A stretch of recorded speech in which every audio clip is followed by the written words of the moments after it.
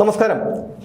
പ്രതിപക്ഷ നേതാവ് പിണറായി വിജയന്റെ മകൾ പ്രതിയായ മാസപ്പടി കേസിന്റെ അന്വേഷണവുമായി ബന്ധപ്പെട്ട് പിണറായി വിജയന്റെ വാടക വീട്ടിൽ റെയ്ഡിനെത്തിയ ഇ.ഡി. ഉദ്യോഗസ്ഥരെ ആക്രമിച്ച സംഭവം നമ്മൾ മറന്നിട്ടില്ല. ഏകദേശം 3 മാസങ്ങളാകാൻ പോകുന്നു. 26 പ്രതികളാണ് ആ കേസിൽ ഉണ്ടായിരുന്നത്. അവരെല്ലാവരും ജാമ്യം നേടി പുറത്തിറങ്ങി 10-70 ദിവസത്തിന് ശേഷം.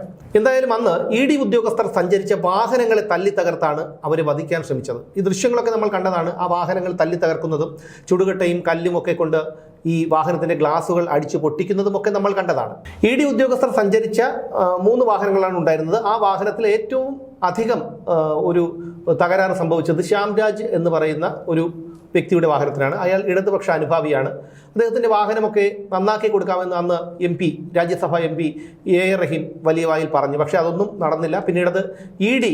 അത് നന്നാക്കാനുള്ള, അതിന്റെ റിപ്പയർ ചെയ്യാനുള്ള പണമൊക്കെ ഇ.ഡി. നൽകി.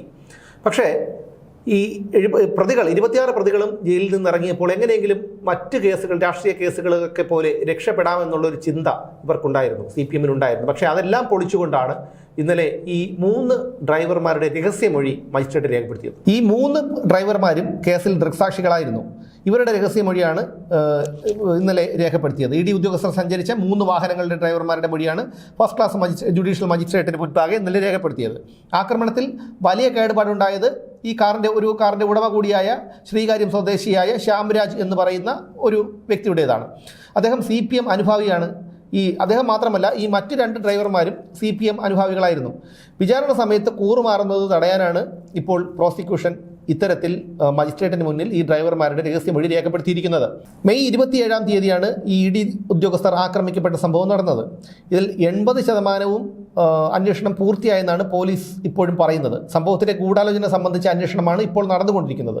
ഇതുമായി ബന്ധപ്പെട്ട് മുതിർന്ന CPM നേതാക്കളെ ചോദ്യം ചെയ്യുമെന്ന് അന്വേഷണ സംഘം നേരത്തെ തന്നെ അറിയിച്ചിരുന്നു. പക്ഷേ അത് ഇതുവരെ ഉണ്ടായിട്ടില്ല. അവർക്ക് നോട്ടീസോ സമൻസോ ഒന്നും നൽകിയിട്ടില്ല. ഇതുപോലൊരു അക്രമം നടക്കുന്ന സമയത്ത് തിരുവനന്തപുരം നഗരത്തിന്റെ ദൂരപ്രദേശങ്ങളിൽ നിന്നുള്ള പ്രവർത്തകർ അവിടെ തടിച്ചുകൂടാനും അവർ ആരുടെയും ഒരു നിർദ്ദേശമില്ലാതെ അക്രമം നടത്താനും തയ്യാറാവില്ലെന്ന് നമുക്ക് എല്ലാവർക്കും അറിയാം.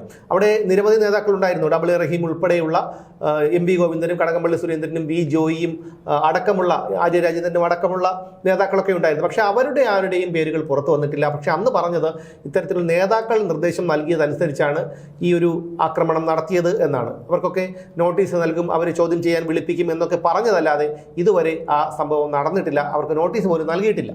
ഈ കേസ് അന്വേഷിച്ചു കൊണ്ടിരുന്നത് മ്യൂസിയം CA എന്ന പ്രശാന്ത് ആയിരുന്നു. അദ്ദേഹത്തെ സ്ഥലം മാറ്റി ഇപ്പോൾ സുധീഷ് കുമാർ അദ്ദേഹത്തെയാണ് അവിടെ നിയമിച്ചിരിക്കുന്നത്. പക്ഷേ അദ്ദേഹം ചാർജ് എടുത്തിട്ടില്ല, അവിടെ ചുമതല ഏറ്റെടുത്തിട്ടില്ല. അതുകൊണ്ട് തന്നെ ഈ വരും ദിവസങ്ങളിൽ ഒരുപക്ഷെ ഇവർക്ക് നോട്ടീസ് കൊടുത്തേക്കാം, ചോദ്യം ചെയ്യാൻ വിളിപ്പിച്ചേക്കാം. പക്ഷേ അവർക്ക് യാതൊരു കുഴപ്പവും വരുമെന്ന് നമുക്ക് തോന്നുന്നില്ല. എന്തായാലും ഈ 26-യുടെ കാര്യത്തിൽ ഏകദേശം കട്ടപ്പുകയായി എന്നുള്ളതാണ് നമുക്കിപ്പോൾ മനസ്സിലാക്കാൻ കഴിയുന്നത്. കാരണം ഇ.ഡി.യെ സംബന്ധിച്ചിടത്തോളം അവരുടെ ഒരു പ്രസ്റ്റീജിന്റെ പ്രശ്നം കൂടിയാണ് ഇവർ ആക്രമിക്കപ്പെട്ട സംഭവം.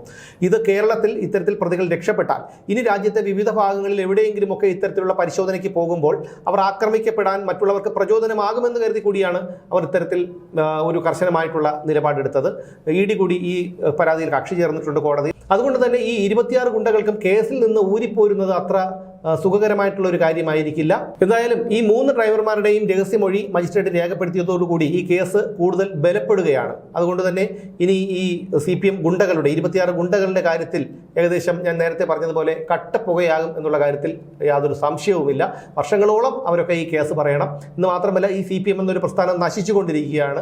ഇ.ഡി. ഉദ്യോഗസ്ഥരെ ആക്രമിച്ചപ്പോഴൊക്കെ ഇവരൊക്കെ ധരിച്ചിരുന്നത് നിയമസഭ ശിവൻകുട്ടിയും ജലീലും ജയരാജനും ഒക്കെ ചേർന്ന് തല്ലിപ്പൊട്ടിച്ചതുപോലെയാണ്, തല്ലി തകർത്തതുപോലെയാണ്, ഞങ്ങൾക്കൊന്നും വരില്ല എന്നുള്ളതായിരിക്കണം ഇവരുടെ ഒരു ചിന്ത. എന്തായാലും അതിന്റെ ഒരു ഗൗരവം ഇപ്പോൾ അവർക്കൊക്കെ മനസ്സിലായി. ഇനി വർഷങ്ങളോളം ഇവർക്ക് കേസ് പറയാനാണ് ഇവരുടെ തലവിധി. എന്തായാലും ഇവരുടെ കാര്യം കട്ടപ്പുകയായി എന്നുള്ള കാര്യത്തിൽ യാതൊരു തർക്കവുമില്ല.